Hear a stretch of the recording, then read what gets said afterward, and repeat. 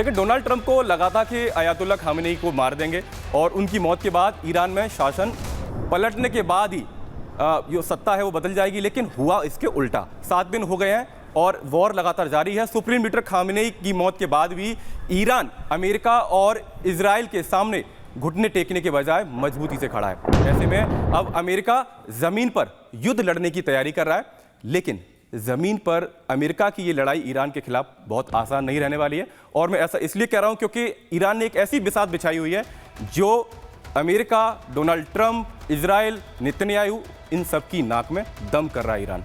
ये खबर और ये स्पेशल रिपोर्ट आप देखिए।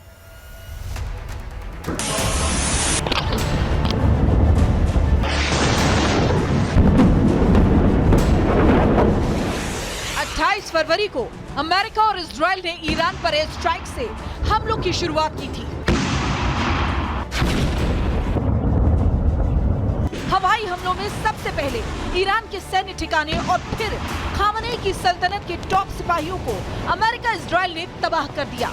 लेकिन जिस तीव्रता के साथ ईरान ने पलटवार किया, उसने अमेरिका को युद्ध में कुछ कदम पीछे हटने और नए सिरे से प्लानिंग करने को मजबूर कर दिया है। तो क्या अमेरिका अब ईरान में जमीनी हमलों से तबाही मचाने की तैयारी कर रहा है?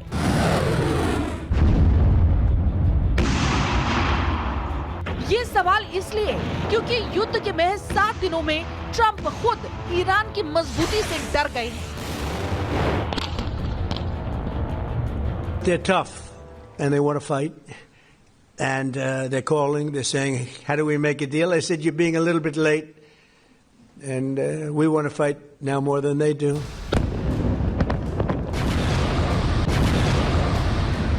ईरान के विदेश मंत्री अब्बास अरागची ने माना है कि अमेरिका अब ईरान में जमीनी हमले की तैयारी कर रहा है।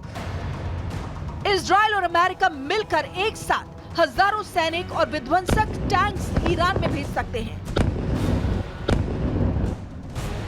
ईरान के विदेश मंत्री की चिंता जायज है, लेकिन क्या ये संभव है कि अमेरिका की थल सेना ईरान में घुसकर बड़े ऑपरेशन को अंजाम दे सकती है? दरअसल मिडिल ईस्ट में अमेरिका के 40,000 से 50,000 सैनिक तैनात हैं। इसमें कतर में 10,000, बहरीन में 9,000, कुवैत में 13,000, यूएई में करीब 5,000, जॉर्डन में 3,000, सऊदी अरब और इराक में भी करीब 3,000 सैनिक मौजूद हैं। ईरान से जमीनी जंग लड़ने के लिए सबसे पहले इन्हीं सैनिकों को डिप्लॉय किया जा सकता है।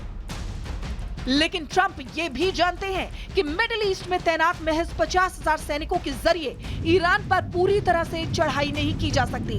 इसलिए ट्रंप ग्राउंड हमलों से जुड़े दूसरे प्लान पर भी काम कर रहे हैं, और ये प्लान है ईरान के अंदर ही ईरान को खत्म करने का। अमेरिका सीधे तेहरान पर कब्जा करने की बजाय सीमित जमीनी ऑपरेशन का विकल्प चुन सकता है। इस प्लान के तहत ईरान के पड़ोसी देशों की सीमाओं से छोटे लेकिन घातक हमले किए जा सकते हैं। अमेरिका हथियार मुहैया कराकर ईरानी जमीन पर कब्जा करने के लिए कुर्द समूहों को भी भड़का रहा है। ईरान पर जमीनी हमला करने के लिए अमेरिका के सामने सबसे बड़ी चुनौती ऊंचे पहाड़ वाली जैग्रोस पर्वतमाला है। जैग्रोस पर्वतमाला ईरान के लिए अभेद्य किले की तरह काम करती है। जैग्रोस पर्वतमाला तुर्की और इराक की सीमा से शुरू होकर दक्षिण में फारस की खाड़ी और हॉर्मुज तक लगभग 1600 किलोमीटर लंबी है।